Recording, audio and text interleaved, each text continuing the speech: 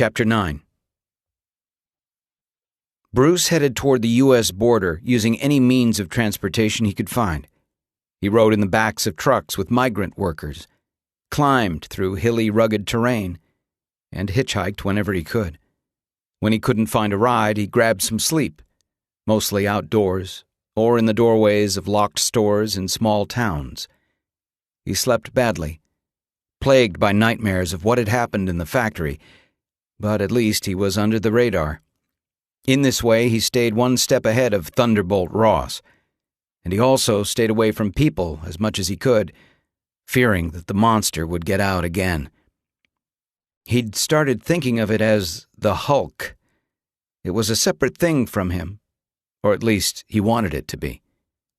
If he gave it a name, that helped him keep it apart from the real Bruce Banner in his mind. It took a long time for Bruce to travel through Central America and Mexico, but he finally reached the border of Texas. He crossed at night with a family of immigrants, helping the kids cross the rocky desert. Then he made his way toward the East Coast, keeping to the smaller highways. Chapter 10. 17 days after the incident in the Jacinho Favela bottling plant, Bruce arrived at Culver University. After so long out of the country, a commonplace site like a college campus looked surprisingly foreign to him. He strode over to a big stone building, the Maynard Hall of Physical Sciences, and watched the students and faculty enter and exit the hall. During a quiet moment, Bruce climbed up the stairs and peered through the entrance's window. There was a checkpoint with a metal detector and a guard. Bruce knew he shouldn't be heading that way at all. On the directory board, he saw a listing for Cellular Biology, Dr. Elizabeth Ross. Just seeing her name gave him chills, and Bruce hurried away. He didn't go far. He sat on a bench, waiting. Finally, 2 women walked out of the building. Bruce froze as he got his first look at Betty Ross in years. She was as beautiful as he remembered, although her hair was longer, and bangs covered her forehead. He watched as Betty got coffee with her friend from a cart. The women sat at a small table in the sunshine, then said goodbye after their break was over. Bruce had an overwhelming urge to run to her, but before he could move, a man approached her with a smile. Betty smiled back, and they embraced. Bruce felt like he'd been punched in the stomach as they linked arms and walked away together. She'd moved on. She'd forgotten him. Maybe she even thought he was dead. Bruce walked to the edge of campus and spent the rest of the day wandering the city, thinking of what he could do next. After nightfall, hungry and alone, he had an idea. He headed for one of his favorite off-campus hangouts, Stanley's Pizza. Stan, a thick-set man in his early 60s, was an old friend. Just as Stan flipped over the sign on the door to closed, Bruce knocked. Stan jumped like he'd seen a ghost and then opened the door. The 2 old friends settled down to catch up at a table in a private back room. Stan brought pasta with his special sauce, and Bruce scarfed it down. He hadn't been eating much since he left Brazil. "There've been so many rumors," Stan started. Bruce smiled. "Stan, I give you my word," he said. "Whatever you've heard about me isn't true." Stan patted Bruce's leg. "Oh, I know it. I always knew it. But you know how I felt about you two. Have you talked to—" "No," Bruce replied, ducking his head sadly. "She doesn't know I'm here." "She's with somebody?" "His name's Leonard," Stan supplied. "He's a head shrink. They say one of the best, but a really nice guy. Reminds me of you a little. Sorry." Stan clapped his hands once, changing the subject. "Bruce, what can I do to help you?" "I could use a place to stay for a few nights," Bruce said. Stan opened his arms wide. "You can have the spare room upstairs." "That'd be so great," Bruce said. He couldn't think of the last time he'd slept in a bed. "And there is one other thing. The next evening, Bruce set off on a bicycle, dressed in a Stanley's Pizza Parlor uniform, which included a t-shirt, hat, and sunglasses. After a few stops to deliver pizzas, he biked over to Maynard Hall and carried 2 pizzas up to the muscular guard at the lobby's security desk. "Hey, pal, I got a delivery on 5, Bruce told the guard. The guard looked confused. "I don't think there's anybody up there." Bruce let out a groan. "Oh, man. I'm going to be in so much trouble if I don't collect. You got to let me try." The guard didn't look impressed. "Tell you what," Bruce said. "I got an extra medium. Take it on the house." The guard looked at the free pizza and thought about it, but just for a second. Then he nodded toward the elevators, letting Bruce through the checkpoint. "You are the man," Bruce said, and got moving. As he headed down the hallway toward his old lab, Bruce suddenly started to feel nervous. This was the place where the experiment had ruined his life. But maybe that could change. Maybe now it could be where he put his life back on track. The setup had changed in the last 5 years. Bruce could see through the glass walls around the lab that, instead of physics equipment, it now held computer terminals, with large supercomputer arrays along the walls. A graduate student sat at a terminal, staring with bleary eyes. Bruce opened the door. "Those jerks in radiation called this in and then split," he remarked, pointing at the pizza. "You want it?" The graduate student smiled. "Whoever you are my new personal hero." Bruce glanced around at all the computers. "Hey," he asked, "you mind if I jump online for a second?" "Totally, no problem," the student replied, already opening the pizza box. "Righteous," Bruce said. He sat down at a terminal across from the student and quickly accessed the university's main system, which requested a username and password. Bruce typed in Dr. Elizabeth Ross for the username, and then was momentarily stumped for Betty's password. He tried Betty Loves Bruce, which was rejected. Then he tried another old password of hers, cells_unite. Bingo! He quickly looked for records of his experiment, but searching under both USMD Research Protocol 456-72328 and Gamma Pulse yielded no results. Neither did a search on his own name. He tried a few more searches before recognizing that no trace of the experiment existed at all in the system. The military must have had the records deleted completely. Bruce sagged in his chair, defeated. They had erased him. Officially, he didn't exist. But that wasn't going to stop General Ross from hunting him down. To Ross, all that mattered was the gamma powers the experiment had given Bruce. The only thing he could think to do was take advantage of this brief moment of internet access and get in touch with Mr. Blue. Quickly, Bruce started up the software that would let him run the encrypted chat program. B. Mr. Green, how goes the search? G. The data is gone. B. Without it, I cannot help. There was a pause, then Mr. Blue added, B. So what now? G. I've got to keep moving. With a sigh, Bruce realized that there was nothing left for him in that lab. It was time to go. Chapter 11. Bruce packed up and got ready to say goodbye to Stan. He didn't want to put his friend in danger by staying too long. Also, there was nothing at Culver University that was going to help with his cure. He had to stay moving so General Ross didn't find him before Bruce could at least get a sense of what his next step should be. "We're pretty well closed here, folks, I'm sorry," he heard Stan say as he came down into the kitchen. Then he heard other voices and waited. As usual, Stan was willing to serve that one last customer who showed up late at the end of the night. Something about one of the voices. Bruce went to the swinging kitchen doors and looked out into the dining area. At that moment, Betty looked up over Leonard's shoulder to see who was there and gasped with shock. But then Leonard shifted his position, blocking her view. When he moved again, Bruce had vanished. Leonard spoke, but Betty couldn't hear a word. She just stared through the swinging doors and sprang past Leonard into the back room. "Bruce!" she yelled. Bruce wasn't there, so Betty burst out the back door into an alley. Thunder rumbled in the distance as the first raindrops began to fall. Betty quickly glanced left and right. "Bruce!" But there was no sign of him. Little did Betty know, Bruce had flattened himself further behind a dumpster, holding his breath.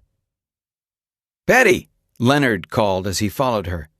"What's going on? Come inside." The rain was already falling harder.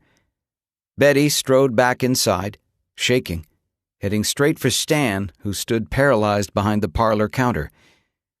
"Just tell me if I saw what I think I saw," Betty pleaded. "Betty," Stan began, agonized between protecting Bruce and lying to an old friend. "I don't know what to say." Bruce was headed out of town. He didn't even know where. He walked along one of the main roads that led toward the closest interstate highway, trying to hitchhike in the pouring rain. Nobody stopped. Then, when he had just about resigned himself to another night spent walking in the rain, he heard a car pull to a stop behind him. Probably a policeman, Bruce thought, and started coming up with a good story. He also took a look around to see what the best escape route would be. But when he turned around, he saw Betty getting out of her car, stunned at the sight of him. She had followed him, looked for him all over town probably, and knowing that made Bruce feel better than he'd felt in a long time. She ran to Bruce and embraced him tightly. "Don't go," Betty begged. "I want you to come with me now. Please." Bruce knew it wasn't safe. He knew he might be putting her in danger. But he couldn't help it, not with her right there talking to him, her arms wrapped around his neck, and her heart beating fast. Bruce hid in the back of Betty's car until they were inside the garage of the house she shared with Leonard. She went into the house first and pulled all the curtains so Bruce could move around unseen. Then, when he was sitting in the living room and dried off, she handed him a little jewel case. "It's our data," she said. "I got in there before they carted it all away. I hoped that it might tell us something someday." Bruce looked at the tiny USB drive. It was such a little thing to have all his hopes for a cure inside it. "Does the general know you have this?" "I don't think so," she said. "I haven't spoken to him in a couple of years." "You have to be sure," he said. "Bruce, I don't understand why we can't just go in there together and talk to him." "He told me what he wanted to do. He wants it out of me. He wants to dissect it so that he can replicate it," Bruce said. He meant the monster. The Hulk. She knew about it. She had been there when it had first appeared. "He wants to make it a weapon." After dinner, Betty led Bruce to a spare room. "Do you need anything?" she asked. "No," he answered. "I should leave early as I can." "You can't stay at all?" "I want to, but it's just not safe for me to be here. If I can borrow cash from you, I'll take the bus." "Of course," Betty said quickly. "At least let me walk you to the station." "Okay," Bruce said. "You have everything you need?" she asked. "Yeah," Bruce said. He didn't want her to leave, and he could tell she didn't want to either. But they both said goodnight, and Bruce lay awake for a long time, wondering what tomorrow would bring. General Ross picked up the serum from the secured medical storage rooms in the basement and took it upstairs to the lab, where 2 medical technicians were prepping for the procedure. Ross handed the canister to an assistant. Emil Blonsky, shirtless, came in, and Ross got right down to business. "We're giving you a very low dose only. I need you sharp out there and disciplined," Ross said. First sign of any side effects and you're off the team until you straighten out. Agreed? Blonsky nodded, committed to the path he'd chosen. Agreed. You'll get 2 separate infusions dripped in very slowly, the technician explained. One deep into the muscle, one into the bone marrow centers. The tech smiled grimly. The bone ones are going to hurt. They put Blonsky on a table and strapped him in so they could keep him steady while they completed the injections. The first 2 went into the sides of his neck and weren't too bad. Then they turned the table over. Hanging 3 feet over the floor, face down, Blonsky felt the technician's fingertips locating the right spot on his spine. The tech pressed down between 2 vertebrae. A moment later, the needle went in, and it was the worst pain Blonsky had ever felt in his life. He'd seen combat. He'd been shot. Nothing had ever compared to this. He held himself back from screaming out loud only because he refused to give in to the pain. After what seemed like an eternity, the needle started to withdraw from his spine. As it did, Blonsky felt different. Something was changing inside him. And as the pain began to fade, he thought he was starting to feel, well, better than he had in a long time. Still hung face down, Blonsky smiled. It was not a pretty smile. Chapter 12. When Bruce woke up in the morning, heavy thunder was rumbling in the distance. Another big storm was on the way. For the moment, though, it was a fine morning. Bruce and Betty walked together, cutting across campus toward the bus station. As they got to the library, Bruce stopped, looking around the quiet campus like something didn't feel right. "Is everything okay?" Betty asked. He came back to her and nodded. "I think so." Bruce kept hitching at his pants, which were much too big for him. Betty watched him until she couldn't stand it anymore, and then she said, "Here." Bruce stopped and Betty fixed his belt, cinching it tighter so it would hold up his pants. Bruce had been so distracted this hadn't occurred to him. "It's better like this," she said. He smiled at her, but he was still nervous, looking all around. "Yeah, thanks." She pulled off his cap, adjusted its strap, an old habit of hers. Bruce stared at her, chewing on his lip as she replaced his cap. Then his gaze shifted as he saw something over her shoulder. "What is it?" Betty asked. He grabbed Betty's shoulders. "Oh, no," he groaned. "They're here." "What? Who?" Betty sputtered.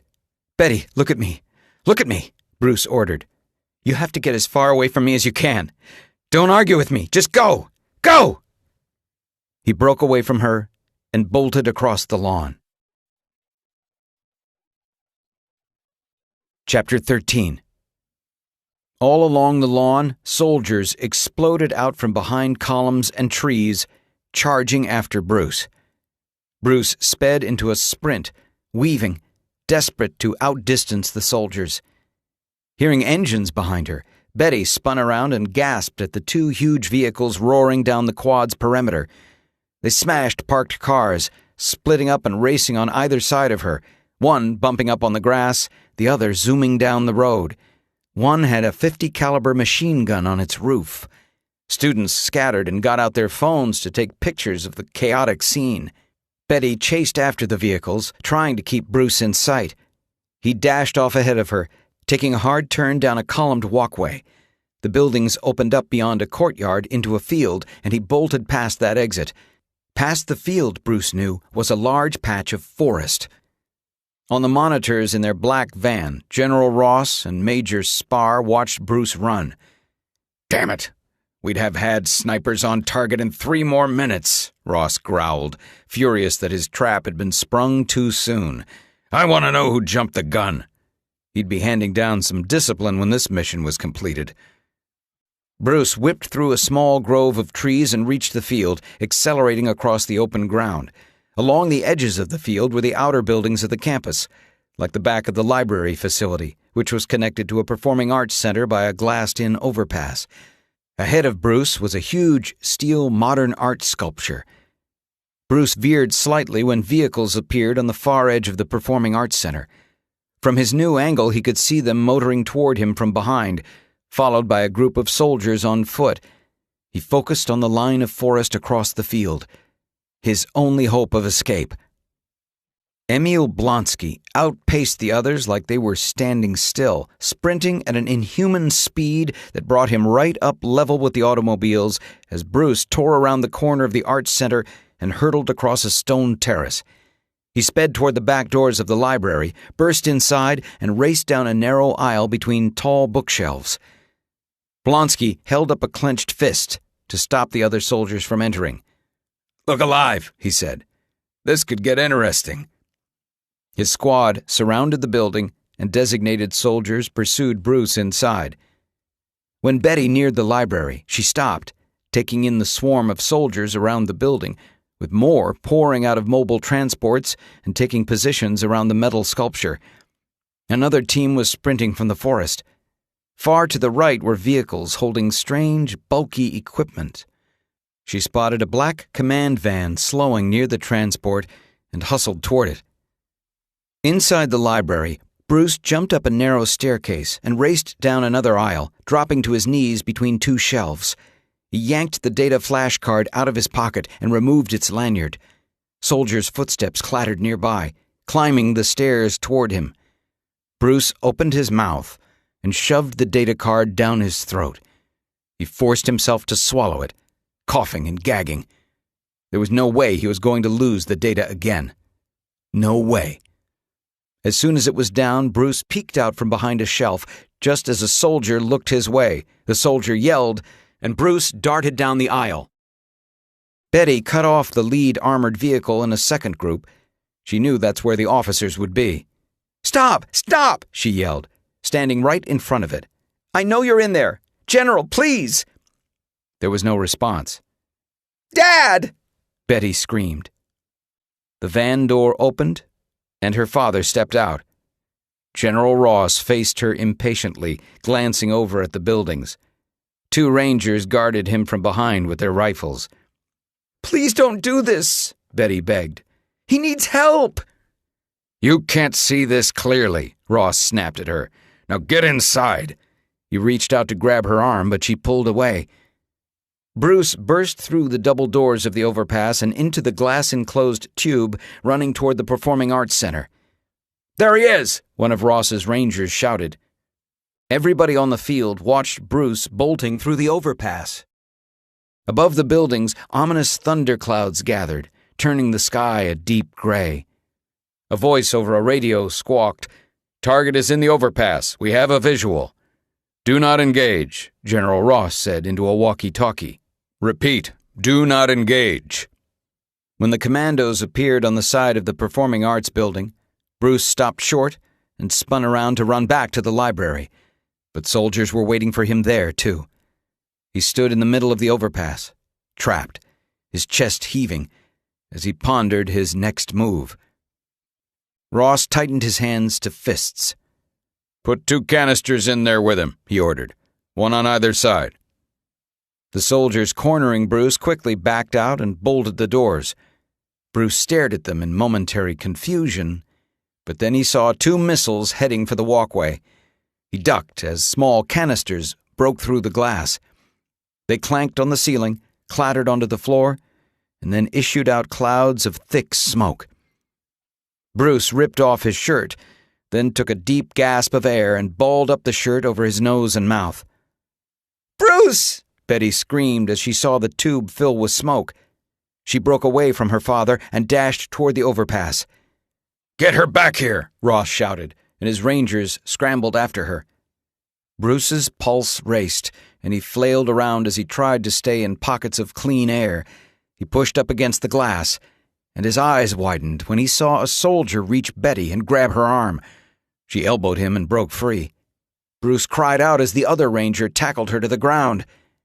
Bruce dropped his shirt and pressed himself flat against the wall.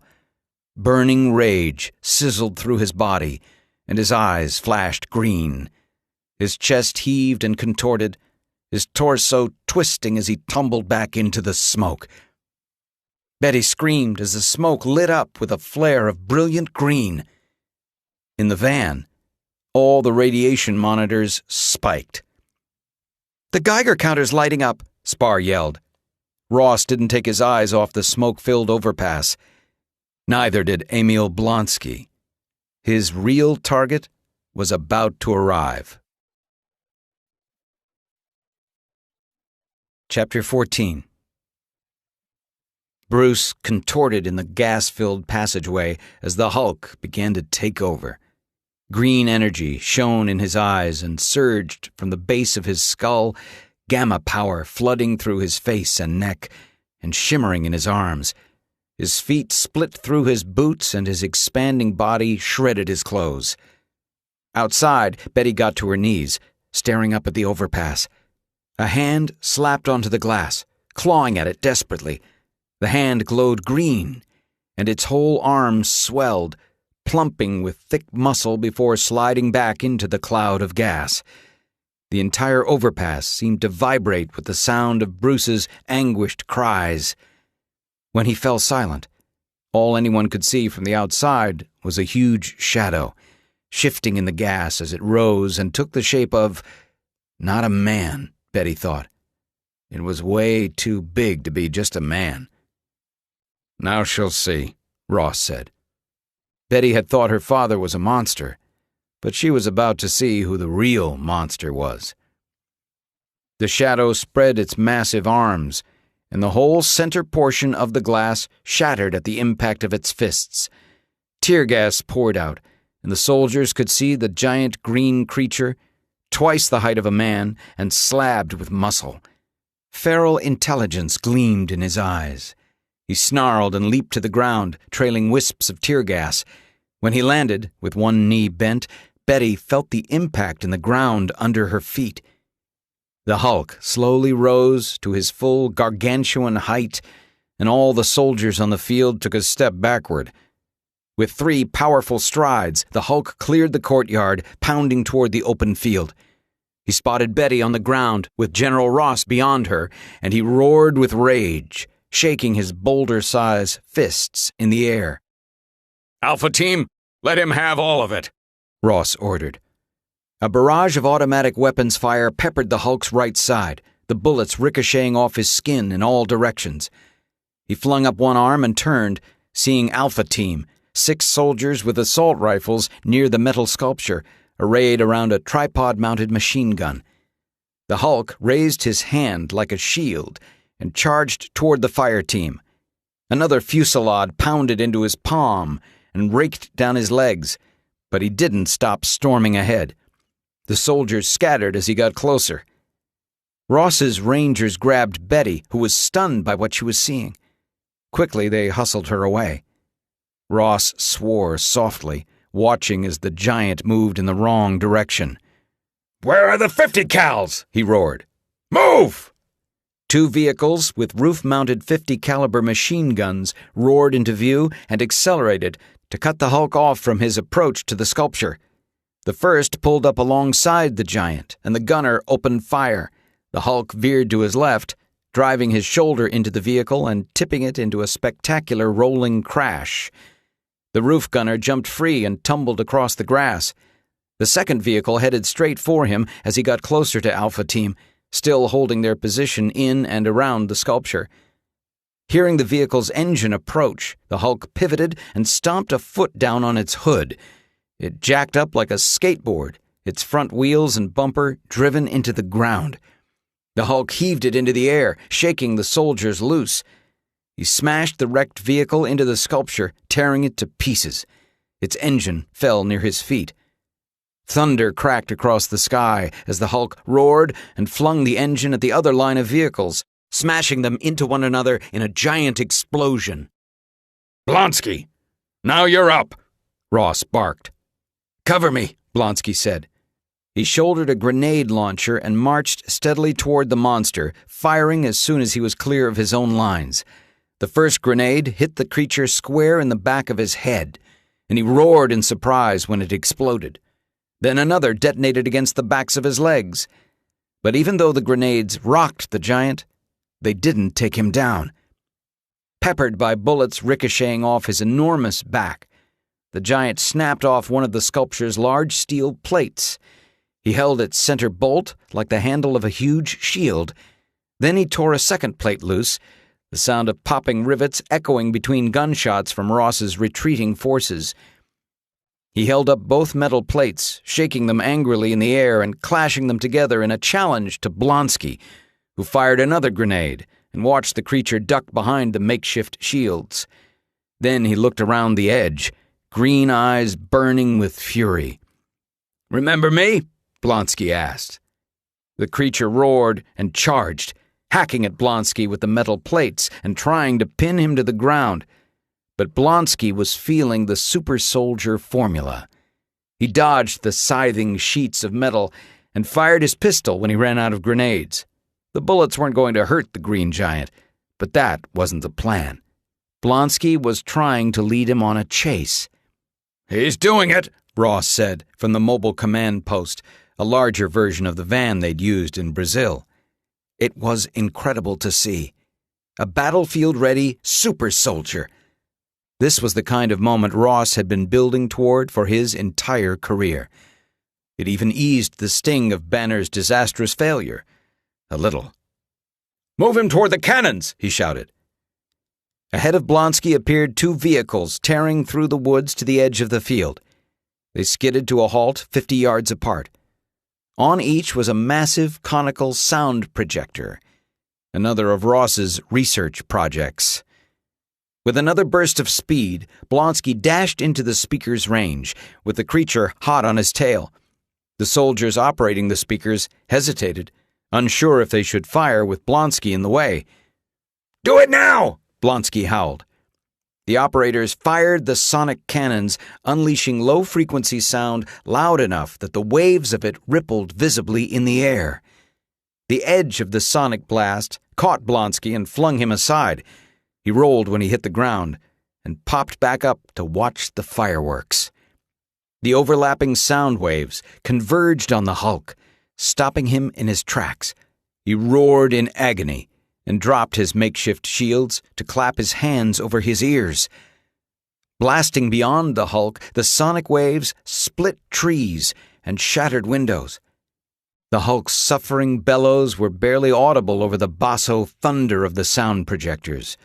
He crouched down, dark green blood trickling from his ears, and dropped to his knees, trying to hold himself upright. Clearly the sound was doing more damage than machine guns could. "Please, please, no!" Betty begged her father, and she broke free of the soldiers guarding her to grab the front of his uniform. "Get her back," General Ross ordered. As the soldiers dragged Betty away, she screamed, "You're killing him!" Chapter 15. Betty broke free from the soldiers' clutches and sprinted across the field. The Rangers bolted after her.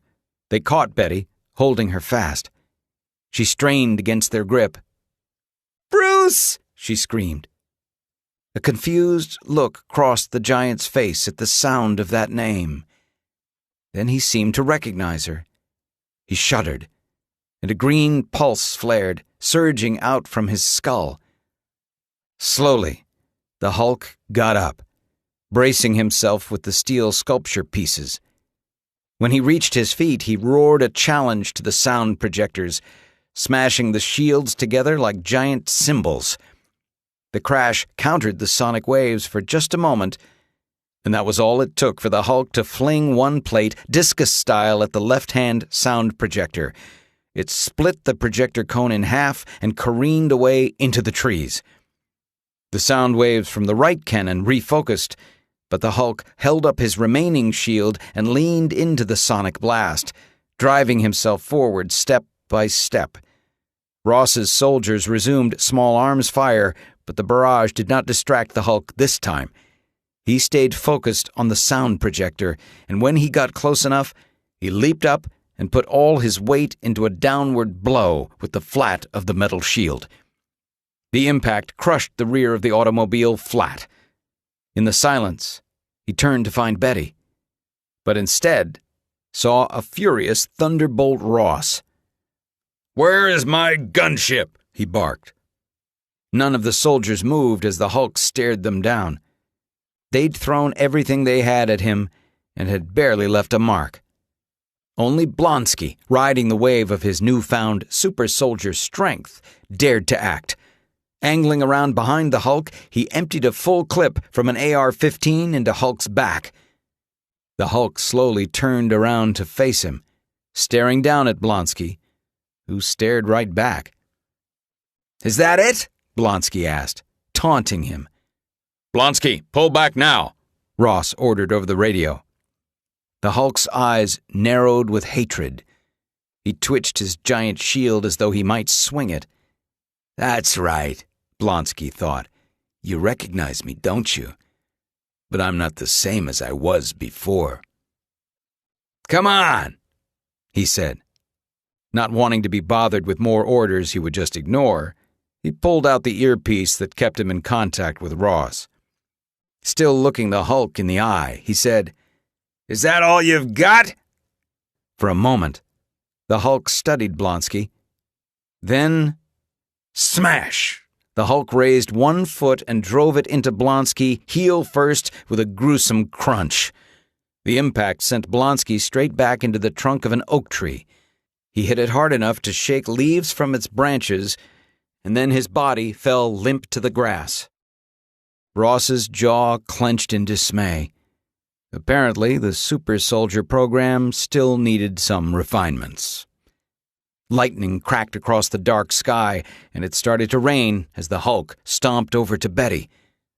"Fall back!" Ross ordered his troops. "Find cover!" The command echoed down the line, and the soldiers began to fall back toward the tree line. Betty stepped closer to the Hulk as an Apache helicopter hove into view over the line of trees across from the destroyed pedestrian overpass. It cleared the trees and dropped into a hover, locking onto the Hulk, whose bulk blocked Betty from the pilot's view. She raised her hand to touch the Hulk's giant green arm. "Bruce," she whispered. The Hulk heard his name over the thup, thup, thup of the Apache's rotors. A spark of recognition flashed in his eyes. As Ross and Spar coordinated the retreat, Spar glanced back to check the progress of the Rangers who had been holding Betty. They were headed across a road toward cover on the far side, without Betty. Looking back toward the field, Spar spotted Betty standing with the Hulk just as Ross, who didn't seem to notice where his daughter was, gave the Apache's pilot the order to fire. "Hold on to your hats," the pilot replied. Spar waved her arms frantically. "Hold fire!" she screamed. But it was too late. The Apache's twin rotating cannons unloaded, tearing up the earth around Betty and the Hulk. Betty instinctively pressed her body against him for shelter as cannon shells pounded into the Hulk's back, the flesh of his legs, the skin over his shoulder blades. Keeping Betty behind him, he wheeled around to face the onslaught. The gunship accelerated toward him, continuing its strafing run. When it was too close to take evasive action, the Hulk sidearmed the remaining piece of the sculpture at it. The sheet metal ripped through the gunship's main rotor mount, and the helicopter nosed down into an uncontrolled plunge. Its crew jumped out as it plowed into the ground and started to roll, sparks showering from shredded electrical conduits. The Hulk grabbed Betty and wrapped himself around her for protection as he turned his back to the tumbling aircraft. The helicopter exploded as it rolled, engulfing the giant in flames. The force of the blast knocked everyone nearby to the ground. Ross raised his head, staring at the inferno, and understanding only now what he had done. There was no way his daughter could have survived the blast. But then the Hulk stepped out of the flames, his face contorted with pain, and cradling Betty in his arms. Lightning split the sky as rain poured down, spitting in the flaming wreckage of the Apache. The Hulk, wreathed in fire, sheltering Betty against his massive chest, stood snarling at Ross. A crack of thunder boomed, and the Hulk began to run. He gathered speed as he crossed the field, past the soldiers and the wreckage, past Blonsky's crumpled body. Ross and Spar could only watch as he ran with Betty and disappeared into the darkness of the forest.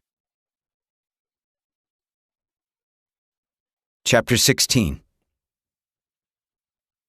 In the aftermath of the disastrous attempt to capture the Hulk, General Ross stood on Leonard's porch, hoping Betty's boyfriend might be able to help him find Bruce and Betty. After all, he was the one who had alerted General Ross that Bruce was in the area. "You did the right thing calling us," Ross said. Leonard didn't look convinced. "I need to know where they're going," Ross said. A group of soldiers came out of the house with boxes of material seized for Ross's investigation. Anything in the house that might be a clue to Bruce's location was going back to the base for analysis. "She'll be in incredible danger as long as she's with him," Ross said. "From who?" Leonard shot back. "He protected her. You almost killed her." Ross wanted to grab the doctor and shake him until the answers fell out, but he held himself back. "I give you my word, her safety is my main concern at this point."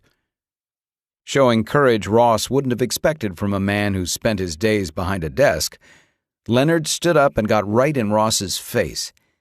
"You know, it's a point of professional pride for me that I can always tell when someone is lying," he said. "And you are.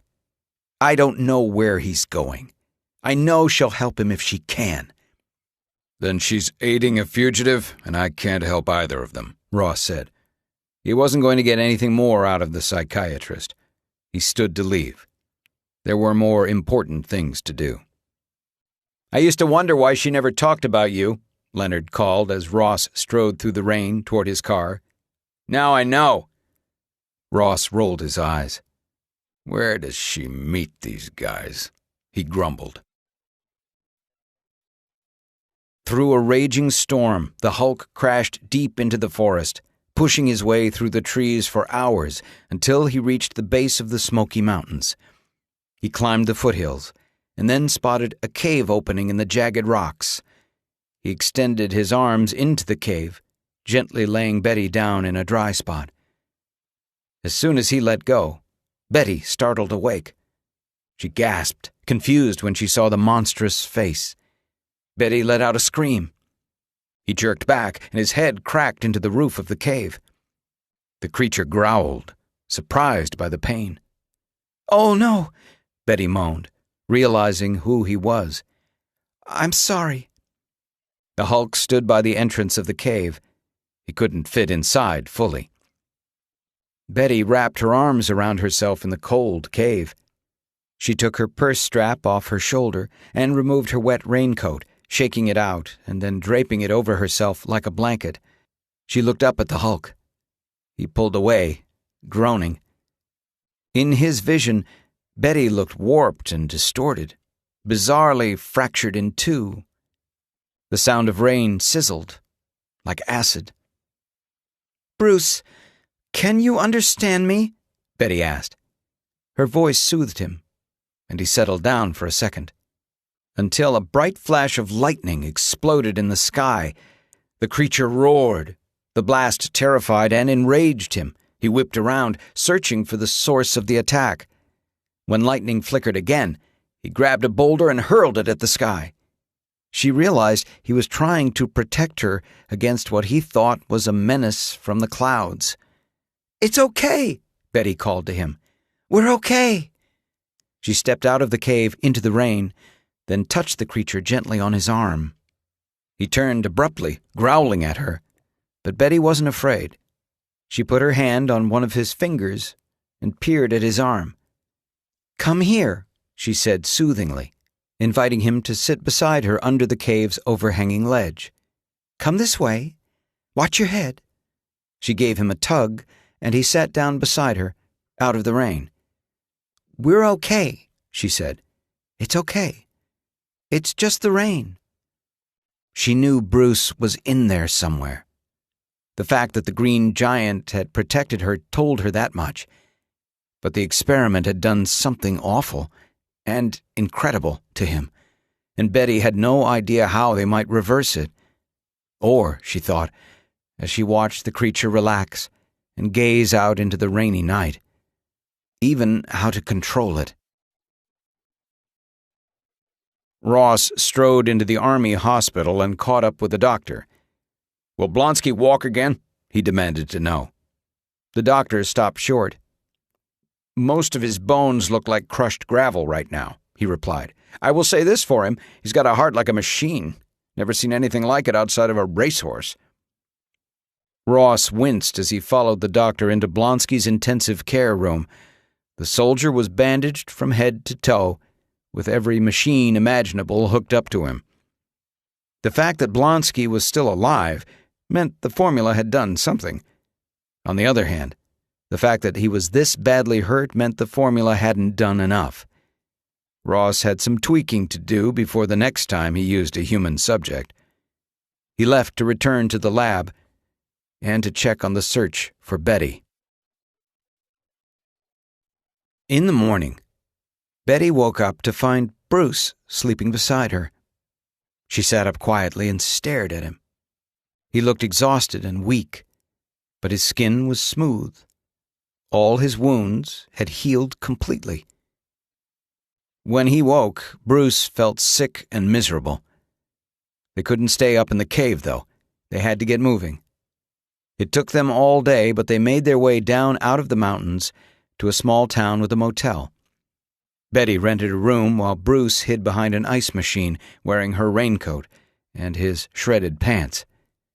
Betty helped him into the room, then left to buy supplies while he showered. When she came back with shopping bags, Betty heard Bruce vomiting in the bathroom. She put down her purchases on the bed and waited, concerned. Bruce finally emerged from the bathroom with a toothbrush stuck in the corner of his mouth, not looking as bad as Betty feared. He was still wet from the shower. "Oh, hi," he said. "You okay?" she asked. "Yeah, I feel better, actually," he replied. He held up the thumb drive she had saved from the old lab. "I just had to get my data back." Betty was glad to see it. On that drive was their only chance to control the gamma radiation in Bruce's blood. But still... "You ate it?" "Yeah," Bruce said sheepishly. "The circumstances called for a little improvisation." "Wow," Betty said. She pointed toward the bed. "Okay, so they didn't have a great selection, but I got you a few options. First things first." She pulled a small box out of the bag and tossed it to him. Bruce glanced down at a pulse monitor. "You're kidding me." "Okay, now, it's no Armani, but..." Betty began to pull clothes out of the bags, holding them up so he could see the sizes. Most were too small, and he gave those the thumbs down. Then she tossed him a pair of stretchy purple pants. He held them up to his waist. Then he shot her a look. Betty couldn't help but laugh. "What? They were the stretchiest ones they had." "I'll take my chances," he said, sitting down on the bed beside her. After he'd chosen a different pair of pants, Betty gave Bruce a haircut, which he sorely needed. "You've done this on your own for all this time," she said as she ran her fingers through his hair. "Usually with clippers," he joked, but they both knew she meant more than just haircuts. They laughed, and soon they were kissing. Bruce wanted to tell her about all the times he'd thought of her during the last 5 years, but with her right there, none of that mattered. He had her back. He broke the kiss as his heart rate started to speed up. "Whoa," he said. "I can't get too excited." "Not even a little excited?" she asked with a playful pout. He sighed and rested his head against her chest. She stroked his hair. "It's okay," she said. They sat together and started to talk about what they were going to do next.